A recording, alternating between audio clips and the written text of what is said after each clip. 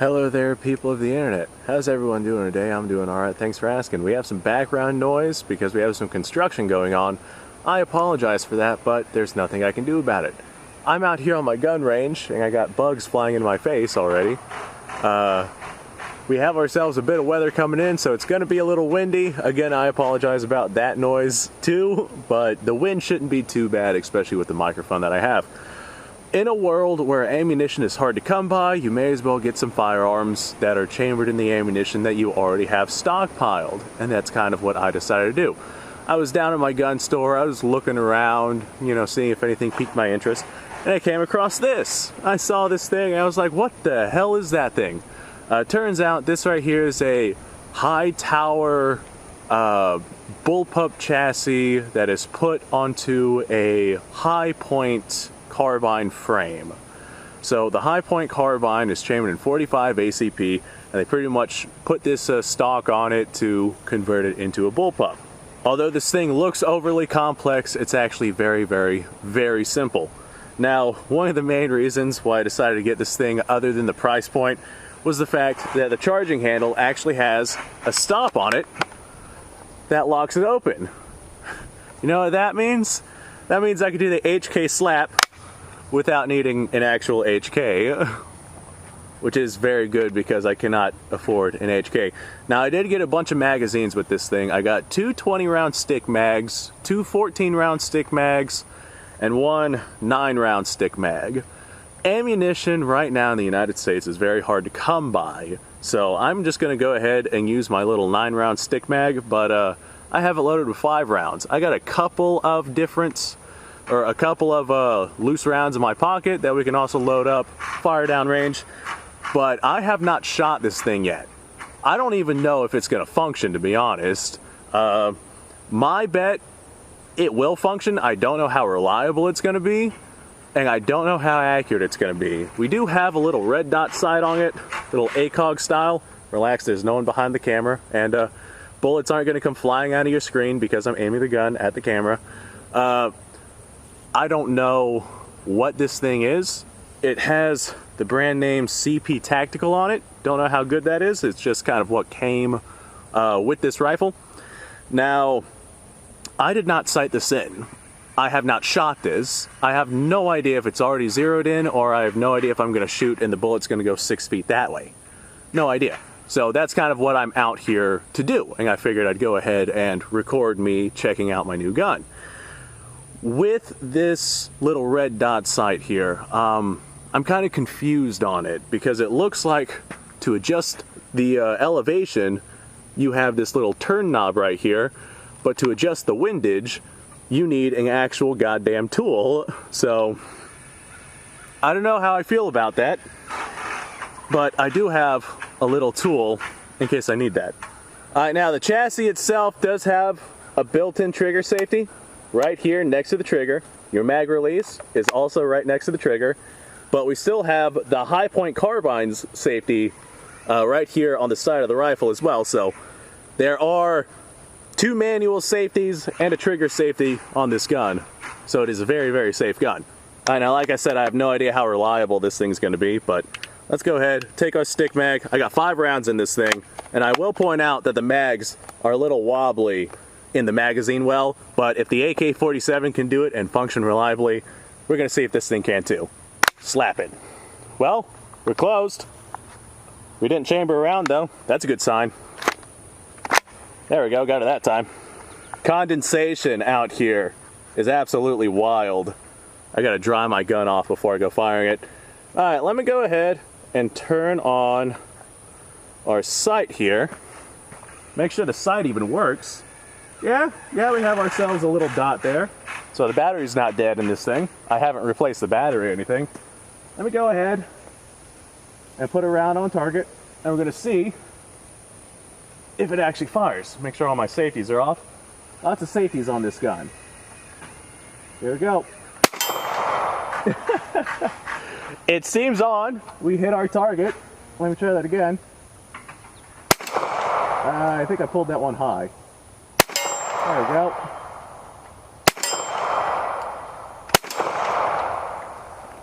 Well, It's not exactly comfortable to fire. Does this lock open on an empty mag? I guess this thing locks open on an empty mag. Either that or we're just jammed. No? No, it locks open on an empty mag. Cool. Let me drop this mag, see if she closes. Yeah. Sweet. I didn't know that was a feature in this gun. Alright, well, so far this thing has functioned reliably. Other than whenever I HK slapped it back into position. Maybe it just doesn't go back far enough for an HK slap. I'm still fine with that. So it does function reliably, despite the fact that the mag is a little on the wobbly side in there. And at the price point I got this at, even if it functioned, you know, semi-reliably, I'd still be pleased. Let's send some more rounds downrange. Pretty sure, yeah, we're chambered. Now, like I said, this gun isn't exactly comfortable. I don't think high points of any kind are comfortable. This is still a high point. I can feel that massive bolt in there slamming back and forth because it's just a straight blowback design and 45 ACP, so they need a lot of mass in there. This is a heavy, heavy gun, but it's still cool to have. Also, our trigger sucks. Despite the fact that it is a chassis trigger, it still sucks. But we are making hits on target. Alright, I'm gonna go for that water bottle there. Let me see if I can hit that. I pulled that one right. That was me. See if our mag actually just drops. It does. It really does. Nice. For the money spent, I'm very pleased. Alright, well, the trigger sucks. It like really sucks. The mass of the reciprocating bolt in there, absolutely heavy. As a result, the recoil is a lot worse than it should be, but it handles well. The ergonomics on the gun are good with the chassis that we have on there. The chassis itself is uncomfortable, but my back is also thrown out, so that has a lot to do with it. If I was up to strength, I'm sure that I could handle this thing a lot better. What else do I have to say about it? The cheek weld on it, there really isn't one, so you're just kind of resting it on that plastic stock, and it pulls my beard hair, which is strange. I used to have a high point carbine chambered in 40 Smith & Wesson. It was quite nice, other than the fact that it was a very uncomfortable cheek weld. Anyone who's ever fired these carbines, you probably know just how uncomfortable that cheek weld is. But for the price point, it can't be beat. It really cannot be beat. Now, I'm not saying I'd take this thing into combat, and I'm not saying I'd rely on it to defend my family, but as a range toy, I think it'd be fun. Not only that, but it's the first bullpup that I have in my arsenal.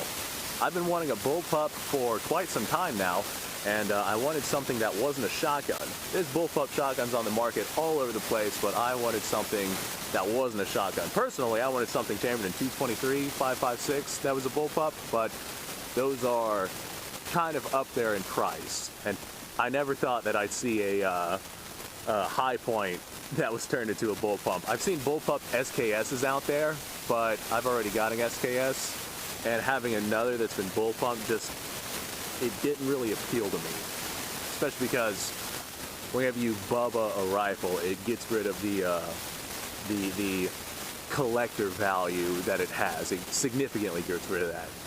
And if I'm going to go and drop a couple $100s on an SKS, I'm going to go ahead and get one with the classic wood stock on it. Now, I mean, if I can find one, you know, at a really good price, I'd probably pick it up. But people are wanting the same price for bubba guns that they're wanting for the actual military surplus configuration guns. And the people selling these guns don't quite realize that after a gun's been chopped up, it's worth less. But hey, it is the market, I suppose. Anyway, this right here was just a quick introduction video. I got a couple videos that I'd like to make with this thing, but this right here is just me seeing if it was, you know, even remotely sighted in, which it is. I was making hits on target, no problem. I wish the trigger was a little bit better, because the trigger on this thing, like, really sucks. I'd rather have a Mosin's trigger on this thing than the trigger that's actually on this thing. But like I said, just the introduction. I got several planned videos for this thing. I should get myself some sort of pistol caliber carbine that isn't a bull pump so I can do some sort of comparison with that, but that'll be down the road. If you like this kind of stuff, go and subscribe to the channel because I do this kind of stuff all the time, as you can see from my car down there. If you like the video, do me a solid and actually like the video. YouTube's kind of anti-gun right now, so every like, every subscribe, every share definitely helps me grow the channel, and I'm trying to grow the channel as much as possible. Check out the description down below. You're going to find a link to my Patreon page. You're going to find a link to my Discord. Got some cool stuff going on there. Still kind of on the smaller side, but hey, we are growing, and that's the whole point. Alright, well, that being said, we got some weather moving in. Breeze is starting to pick up, so I'm going to go ahead and head inside, probably grab myself a beer, or like 16. You guys go up, have a fantastic day, and of course, thanks for watching.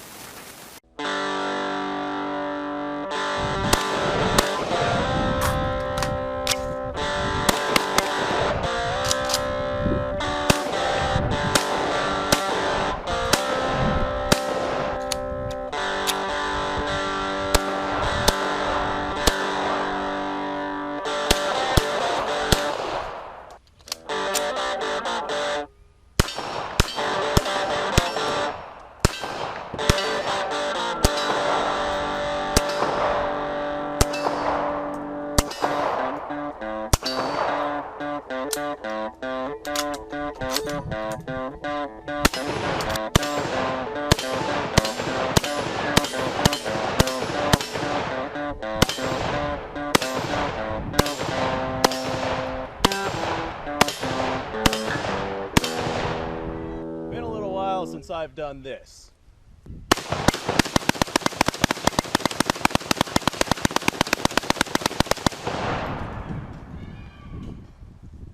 Bonnie and Clyde be damned. The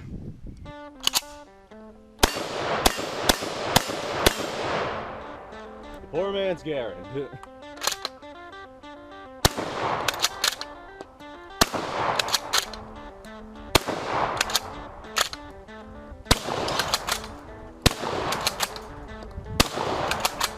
It's a shame that bolt-action shotguns aren't more mainstream.